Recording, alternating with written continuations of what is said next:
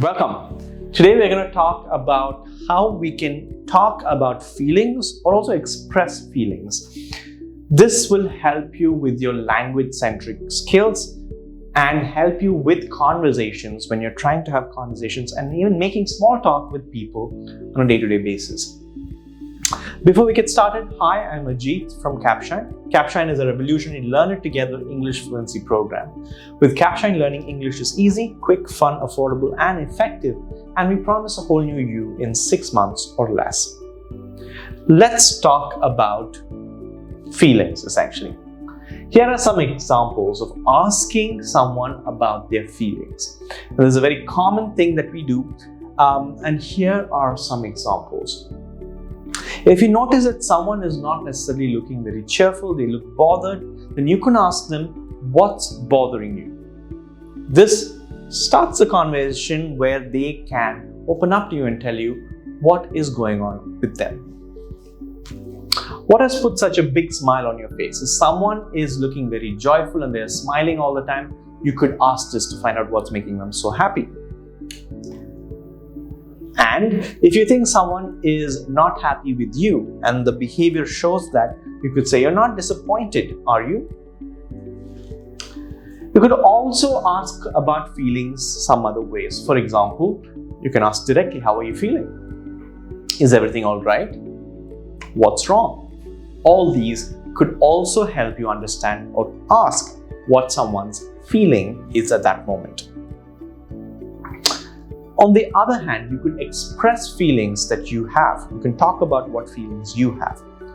For instance, you could say, I'm feeling very depressed today. Or, I'm on cloud 9 right now. Opposite feelings, depressed is you're very sad, you think that everything's going badly, and you don't seem to have much hope about how things are going to go. Cloud 9 is an idiom that shows that you are very, very happy. You're very high in feelings, and you feel that everything is going well, you're very joyful and sort of celebratory in your emotion. I'm not mad, just a little disappointed, right? So when you are a little upset and people ask you, are you okay? How are you feeling? This could be a reason why you're feeling the way you're feeling. Maybe you're not mad, maybe you're not angry, you're just disappointed about something. Let's talk about how to express happiness. For instance, I felt elated to win the Star Speaker competition. Elated shows extreme happiness, to be very, very joyful that you've achieved something. Elated. You could be elated to meet someone as well. The little girl was delighted to receive gifts on her birthday. Delight is a sense of satisfaction, a very high level of satisfaction. Delighted.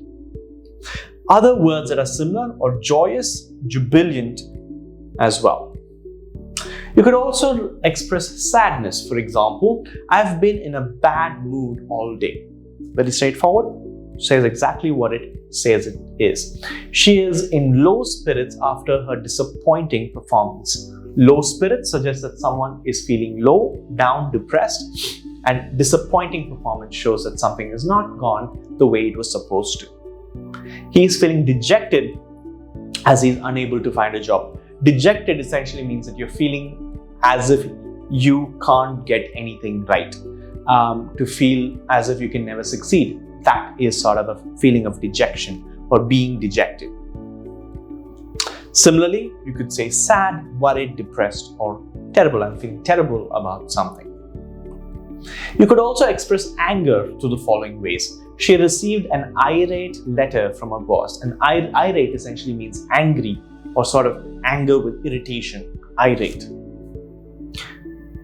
Her comments have always annoyed me. Again, annoyed saying that it irks you or it makes you feel angry about something. My father was furious because I went out without his permission. Similarly, the words such as cross. Cross doesn't mean that cross.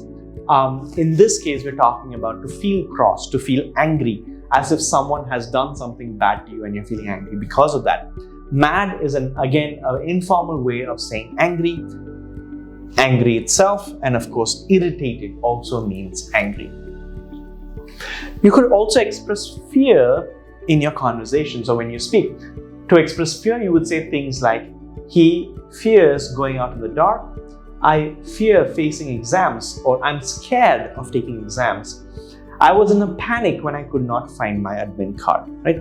To be in a panic is to be afraid of a situation, that something is going out of control, to be in a panic.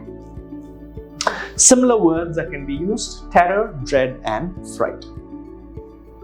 Some other words for expressing feelings. To be eager, I am eager to learn English. So you're optimistic, you want to do it, you're looking forward to it. Eager. Confident, I'm confident about clearing the civil services exam. Again, optimistic, looking forward into the future. You could also be confused, you don't know how you're going to approach it. I am confused as to which course to take up after class 12.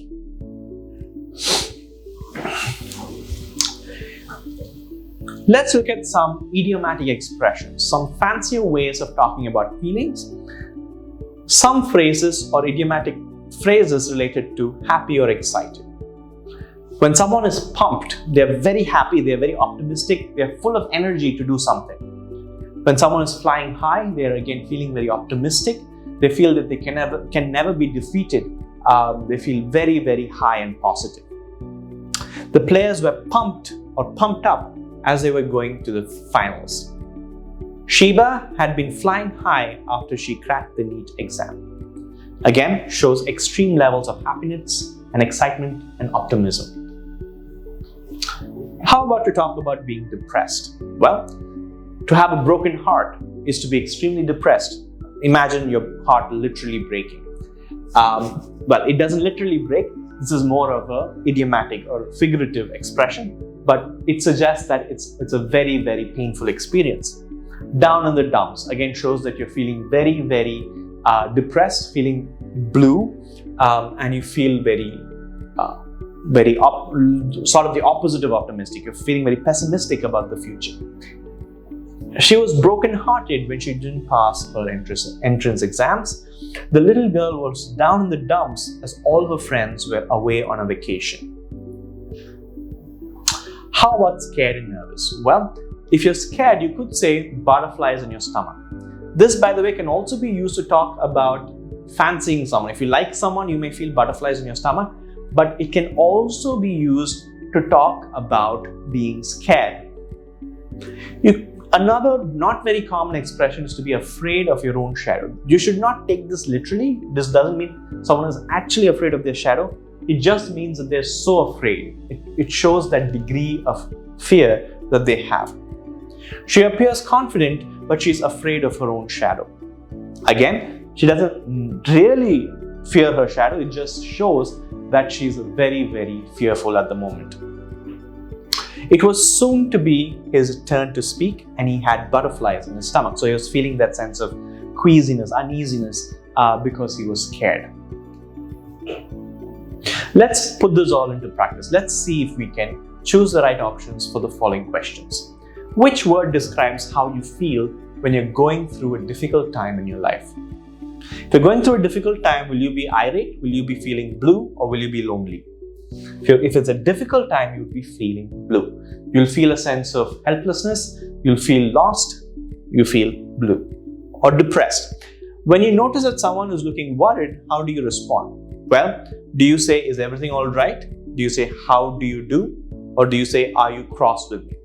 If someone is looking worried, you would say, is everything all right? That's the correct alternative. How are you doing is a general expression. You ask this when everything is normal. And are you cross with me only when you think that you've done something to anger someone else? Which of the following words best describes anger? Cross means to make someone angry. Irritated could be. Nervous, no. Cross and irritated could both work here. Both means to be or to make someone feel angry. I was blank when I reached the examination hall late. So you reached it late. How would you feel? You'll be nervous, scared. You won't be pumped up. You won't be eager. You would be in a panic. Great. If you like the video, make sure you use what we learned. Review the video and go through the expressions to make sure you use them right. And of course, use them in your everyday context. If you're not a member already, check out capshine.com or go to the Capshine app in the Play Store and register yourself for your free trial. Thanks for watching.